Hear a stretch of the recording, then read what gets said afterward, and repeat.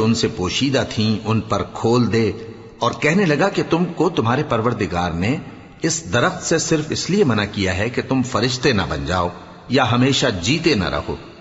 और उनसे कसम खाकर कहा कि मैं तो तुम्हारा खैर खा हूं। गरज मरदूद ने धोखा देकर उनको मासियत की तरफ खींच ही लिया।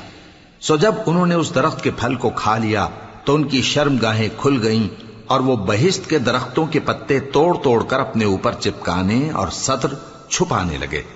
और उनके परवरदिगार ने उनको पुकारा कि क्या मैंने तुमको इस दरख्त के पास जाने से मना नहीं किया था और जता नहीं दिया था कि शैतान तुम्हारा खुल्लम खुल्ला दुश्मन है? दोनों अर्ज करने लगे कि परवरदिगार, हमने अपनी जानों पर जुल्म किया, और अगर तू हमें नहीं बख्शेगा और हम पर रहम नहीं करेगा तो हम तबाह हो जाएंगे। फरमाया, तुम सब बहिश्त से उतर जाओ, अब से तुम एक दूसरे के दुश्मन हो और तुम्हारे लिए एक वक्त खास तक जमीन में ठिकाना और जिंदगी का सामान कर दिया गया है।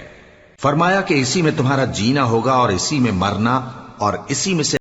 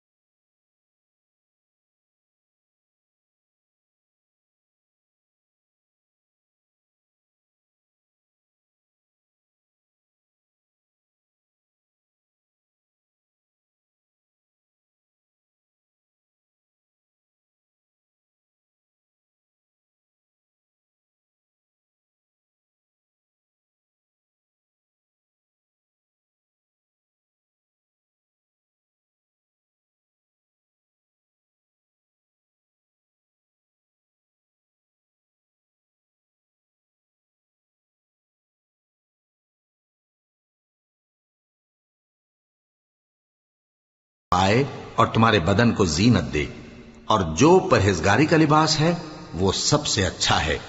ये अल्लाह की निशानियां हैं ताकि लोग नसीहत हासिल करें। ए बनी आदम, देखना कहीं शैतान तुम्हें बहका न दे, जिस तरह तुम्हारे माँ बाप को बहकाकर बहिश्त से निकलवा दिया और उनसे उनके कपड़े उतरवा दिए ताकि उनके सत्र उनको खोल कर दिखा दे। वो और उसके भाई बंद तुमको ऐसी जगह से देखते रहती हैं जहां से तुम उनको नहीं देख सकते। हमने शैतानों को उन्हीं लोगों का रफीक बनाया है जो ईमान नहीं रखते।